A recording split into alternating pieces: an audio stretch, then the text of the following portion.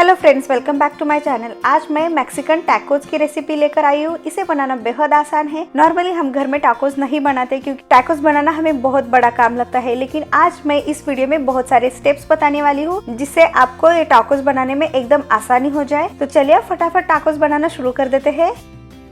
तो सबसे पहले यहाँ पे मैंने लिया है 1 कप राजमा। इसे मैंने अच्छे से वॉश करके रात भर पानी में भिगो कर रख दिया था। अगर आपके पास टाइम नहीं है तो आप इसे गर्म पानी में 3 से 4 घंटे के लिए इसे भिगो कर रख सकते हैं। तो अब हम इसका पानी निकाल के इसे प्रेशर कुकर में डाल के इसे 7 से 8 सीटी आने तक पका लेते हैं। नॉर्मली हम जैसे राजमा कुक करते हैं उससे थोड़ा सा सॉफ्ट हमें यहाँ पे राजमा को अच्छे से कुक कर लेना है। जब तक यहाँ पे ये राजमा अच्छे से पक जाता है तब तक हम चलते हैं अगले प्रोसेस में। तो आज हम टैकोस हेल्दी तरीके से बनाने वाले हैं। तो इसके लिए हम यहाँ पे टैको शेल्स आटे से बनाएंगे। तो यहाँ पे मैंने गेहूं का आटा लिया है 2 कप, यानी जो नॉर्मली कटोरी होते हैं उससे 2 कटोरी गेहूं का आटा लिया है। अब इसमें हम डाल देते हैं आधी छोटी चम्मच नमक, या फिर आप अपने टेस्ट के अकॉर्डिंग नमक डालें। और उसी के साथ डाल देते हैं आधी छोटी चम्मच बेकिंग पाउडर। अब इसमें हम डाल देते हैं 2 चम्मच तेल, आप चाहे तो घी का भी यूज कर सकते हैं। अब हम यहाँ पे इन सबको अच्छे से एक बार मिक्स कर लेते हैं। जैसे ही यहाँ पे ये सारे इंग्रेडिएंट्स अच्छे से मिक्स हो जाता है तो इसमें हम थोड़ा थोड़ा करके पानी डाल देते हैं और इसका एक सॉफ्ट डो तैयार कर लेते हैं। जैसे हम नॉर्मली चपाती के लिए आटा गूंथते हैं, सेम उसी तरीके से आटा गूंथ कर तैयार कर लेना है। टैकोस खाना हर एक को बहुत पसंद आता है, लेकिन बाहर जाके खाओ तो बहुत ज्यादा एक्सपेंसिव होता है। तो आज हम बहुत सिंपल तरीके से और घर में मिलने वाले एकदम आसान चीजों से टैकोस बनाएंगे, वो भी एकदम बढ़िया, और इसका टेस्ट एकदम लाजवाब लगता है। तो ये देखिए यहाँ पे मैंने आटे को अच्छे से गूंद कर तैयार कर लिया है और यहाँ पे आप देख सकते हैं कि कितना सॉफ्ट मैंने यहाँ पे आटे को अच्छे से गूंद लिया है। अब हम यहाँ पे इसे कवर करके 10 से 15 मिनट के लिए साइड में रख देते हैं। तब तक चलते हैं अगले प्रोसेस में।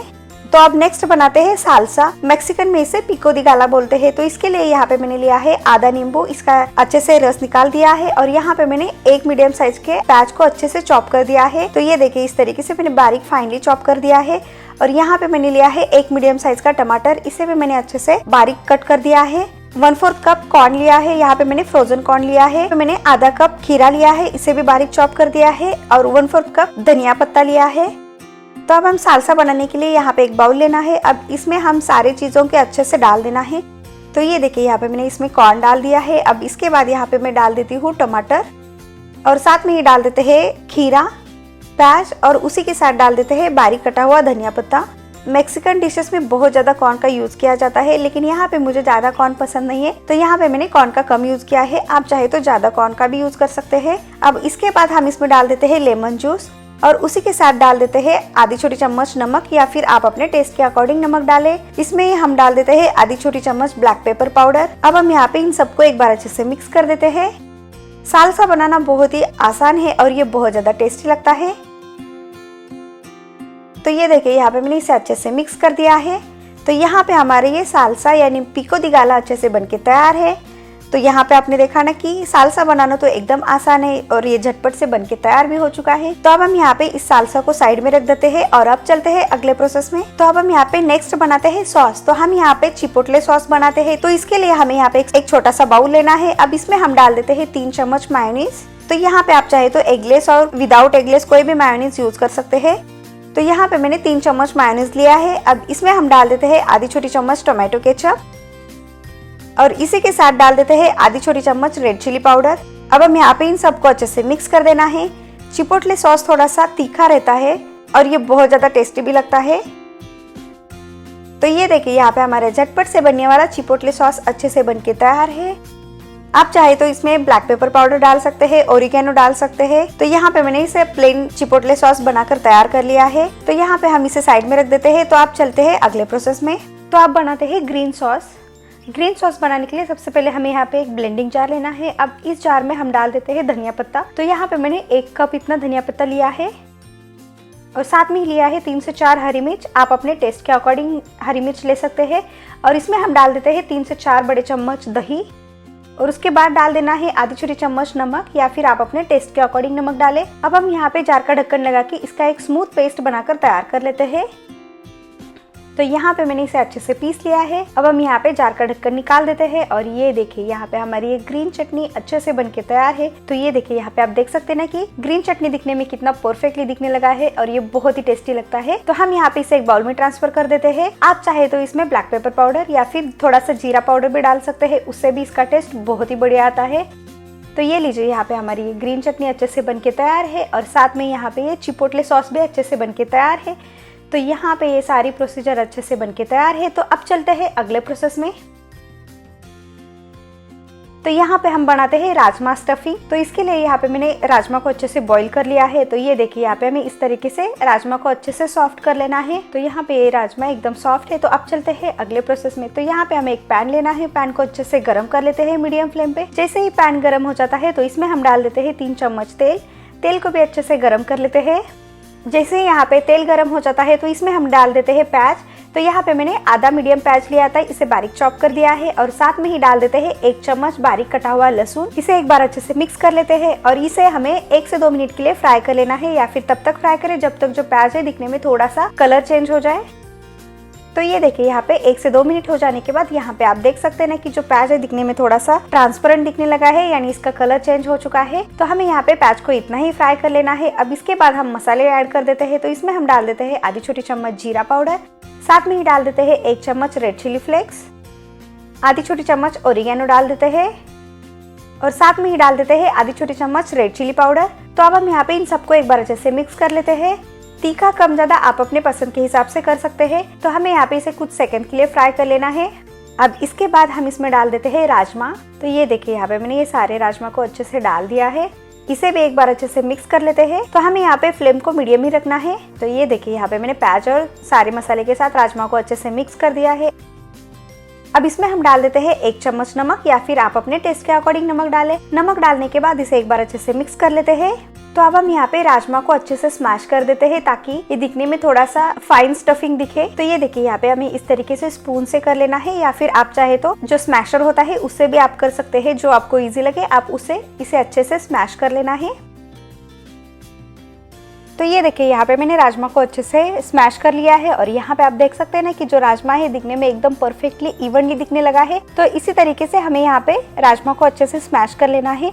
तो यहाँ पे मुझे स्टफिंग थोड़ा सा गाढ़ा लगने लगा है, तो इसमें मैं थोड़ा सा पानी ऐड कर देती हूँ। तो यहाँ पे मैंने 2 चम्मच इतना पानी डाल दिया है। तो यहाँ पे मैं पानी को भी अच्छे से मिक्स कर देती हूँ। तो हमें यहाँ पे स्टफिंग को ज्यादा पतला नहीं बनाना है। टैकोस बहुत ही न्यूट्रिशियस रेसिपी है, तो क्योंकि हम इसमें प्रोटीन के लिए यहाँ पे हमने यूज किया है राजमा, फाइबर के लिए हमने सालसा का यूज किया है और जो फैट रहता है उसके लिए हमने यहाँ पे सॉसेस का यूज किया है। तो यहाँ पे हमारी ये रेसिपी बहुत ही न्यूट्रिशियस और बहुत ज्यादा हेल्दी रेसिपी है। तो आप इसे एक बार बनाकर जरूर ट्राई करें, आपको ये बहुत पसंद आ जाएगा। तो ये देखिए, यहाँ पे हमारी ये राजमा स्टफिंग अच्छे से बनके तैयार है। तो यहाँ पे हमें इसी कंसिस्टेंसी का ये स्टफिंग अच्छे से बनाकर तैयार कर लेना है। तो हमें यहाँ पे इसे 1 से 2 मिनट के लिए पका लेना है। वैसे तो हमें यहाँ पे इसे ज्यादा पकाने की जरूरत नहीं, क्योंकि यहाँ पे हमने राजमा को पहले से ही बॉईल किया है। तो इसमें हम डाल देते हैं आधी छोटी चम्मच टोमेटो केचप। आप चाहे तो टोमेटो केचप की जगह चीनी का भी इस्तेमाल कर सकते हैं। और साथ में ही डाल देते हैं 1/4 कप हरा शिमला मिर्च। तो यहाँ पे मैंने इसे बारीक चॉप कर दिया है। अब हम यहाँ पे इन सबको एक बार अच्छे से मिक्स कर लेते हैं। आप चाहे तो यहाँ पे कलर वाले शिमला मिर्च का भी यूज कर सकते हैं।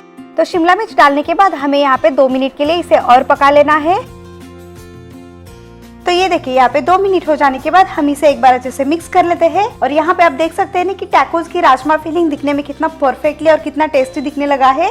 तो अब हम यहाँ पे गैस को बंद कर देते हैं और इसे एक बाउल में ट्रांसफर कर देते हैं।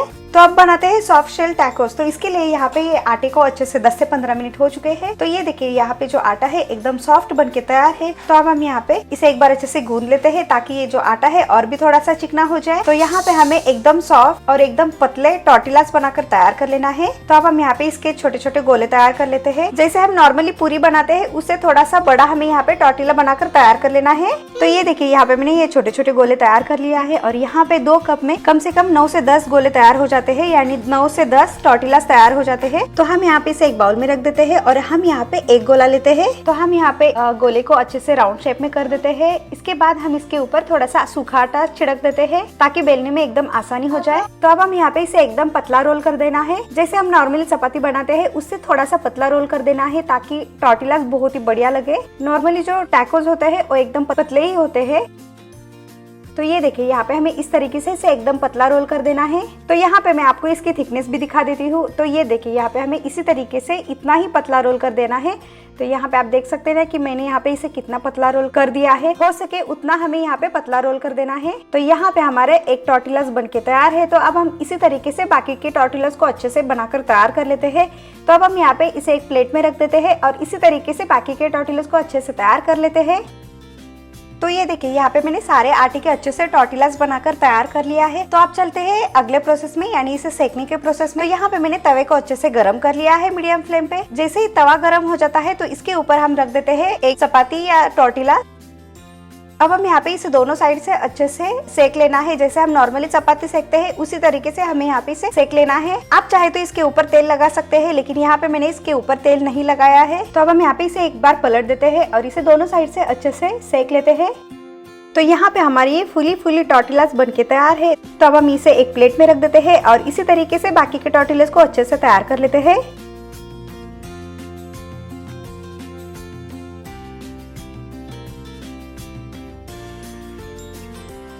तो यहाँ पे मैंने सारे टॉर्टिलास बनाकर एक कॉटन के कपड़े में अच्छे से रख दिया है ताकि ये अच्छे से गर्म भी रहे और सॉफ्ट भी रहे। तो यहाँ पे आप देख सकते हैं ना कि कितना बढ़िया और कितना सॉफ्ट टॉर्टिलास बनके तैयार है। तो अब चलते हैं इसे असेंबल करने के प्रोसेस में। तो ये देखिए यहाँ पे टैकोस की सारे आइटम्स अच्छे से बनके तैयार है। यहाँ पे सालसा है, राजमा स्टफिंग है, ग्रीन चटनी और यहाँ पे चिपोटले सॉस और यहाँ पे मैंने थोड़ा सा चीज भी लिया है। तो यहाँ पे मैंने एक बोर्ड लिया है। अब इसके ऊपर हम रख देते हैं टॉर्टिलास। तो यहाँ पे मैंने 3 टॉर्टिलास लिया है। तो टॉर्टिलास के ऊपर सबसे पहले हम राजमा स्टफिंग को रख देते हैं। तो हमें यहाँ पे इसे बीच में रख देना है।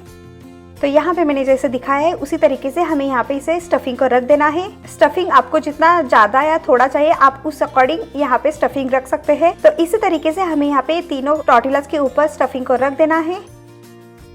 अब राजमा स्टफिंग के ऊपर हम डाल देते हैं सालसा यानी पिको दी गाला डाल देते हैं। तो इसे भी आपको जितना क्वांटिटी में पिको दी गाला चाहिए आप उस अकॉर्डिंग यहाँ पे डाल सकते हैं। अगर यहाँ पे आपने ज्यादा डाला तो बहुत ही टेस्टी लगता है। तो ये देखिए यहाँ पे मैंने एक टॉर्टिलास के ऊपर 2 से 3 चम्मच इतना डाल दिया है और आप देख सकते हैं ना दिखने में कितना बढ़िया और कितना टेम्पटिंग दिखने लगा है। तो अब बाकी की सारी प्रोसीजर हम सर्विंग प्लेट पे कर देते हैं। तो हमें यहाँ पे एक सर्विंग प्लेट लेना है। अब इसके ऊपर हम रख देते हैं टैकोस। तो हमने यहाँ पे आज सॉफ्ट शेल टैकोस बनाए तो हमें यहाँ पे एकदम सावधानी से रख देना है। तो ये देखिए यहाँ पे मैंने सारे टैकोस को अच्छे से एक प्लेट में रख दिया है और दिखने में कितना परफेक्टली और कितना बढ़िया सा दिखने लगा है, एकदम रेस्टोरेंट जैसा। अब इसके ऊपर हम डाल देते हैं चिपोटले सॉस। तो डालने से पहले हम यहाँ पे इसे एक बार मिक्स कर लेते हैं और जितना स्पाइसी लेवल आपको चाहिए आप उस अकॉर्डिंग यहाँ पे चिपोटले सॉस डाल सकते हैं। तो यहाँ पे मैंने ये सारे टैकोस के ऊपर चिपोटले सॉस को डाल दिया है। अब इसके ऊपर हम डाल देते हैं ग्रीन चटनी। तो यहाँ पे ग्रीन चटनी थोड़ा सा ज्यादा इस्तेमाल करें तो टैकोस का टेस्ट बहुत ही लाजवाब लगता है। और इसके ऊपर हम डाल देते हैं चीज। तो यहाँ पे मैंने मोज़रेला चीज को अच्छे से ग्रेट कर लिया है। अब इसके ऊपर डाल दिया है। तो यहाँ पे हमारा ये टैकोस दिखने में कितना बढ़िया और कितना टेम्पटिंग दिखने लगा है। तो यहाँ पे आपने देखा ना कि इसे बनाना कितना आसान है और ये खाने में तो एकदम बहुत ही लाजवाब लगता है। तो आप इसे एक बार बनाकर जरूर ट्राई करें, आपको ये बहुत पसंद आ जाएगा। और यहाँ पे ये रेसिपी भी एकदम न्यूट्रिशियस और हेल्दी है, आप इसे एक बार जरूर बनाएं। अगर आपको आज की मेरी ये मैक्सिकन टैकोस की रेसिपी पसंद आए तो लाइक शेयर सब्सक्राइब करना ना भूले और साथ में नोटिफिकेशन को भी ऑन करें ताकि मेरी कोई भी रेसिपी आपसे मिस ना हो जाए।